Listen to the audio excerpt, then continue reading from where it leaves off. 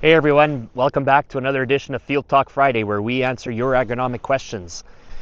Question of the week this week is how much residue do we need to leave on the ground to properly protect the soils from wind and water erosion and trap snow over winter for that moisture recharge while still being able to get on the fields early in the spring. So we are in the Red River Valley. This is pretty neat, but turn your phone around. Take a look. You can see we're pretty flat. These are heavy clay soils. We're on a floodplain.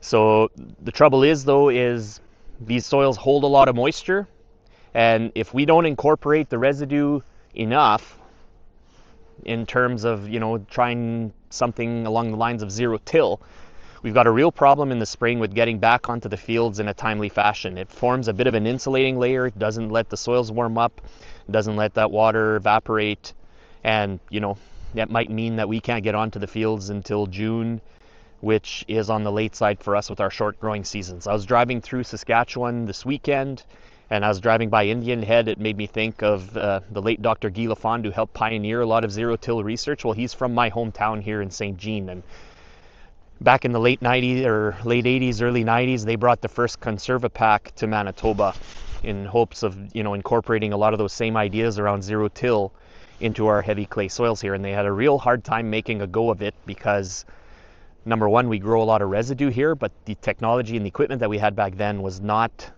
what we have today. So I'm thinking more specifically along the lines of the straw choppers on the harvesters. So back then, the straw choppers aren't what they are today. We had a real hard time sizing that residue properly. It took a lot of power.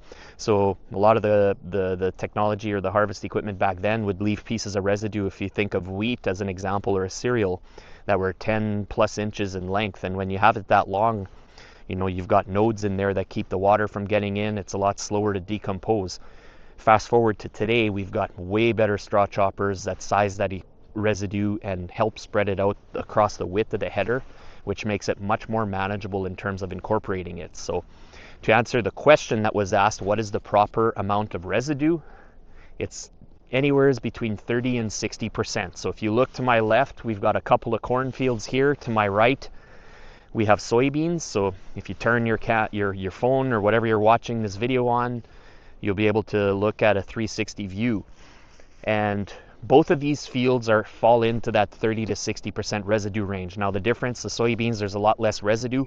We don't have to incorporate it near as deep. So a shallow incorporation of an inch or 2 or 3 is probably enough. Whereas the corn, we probably need to go a few more inches deep and be more aggressive on our tillage. And when I talked about technology today, we have a lot more tools at our disposal. Everything from heavy harrows to high-speed discs to vertical tillage.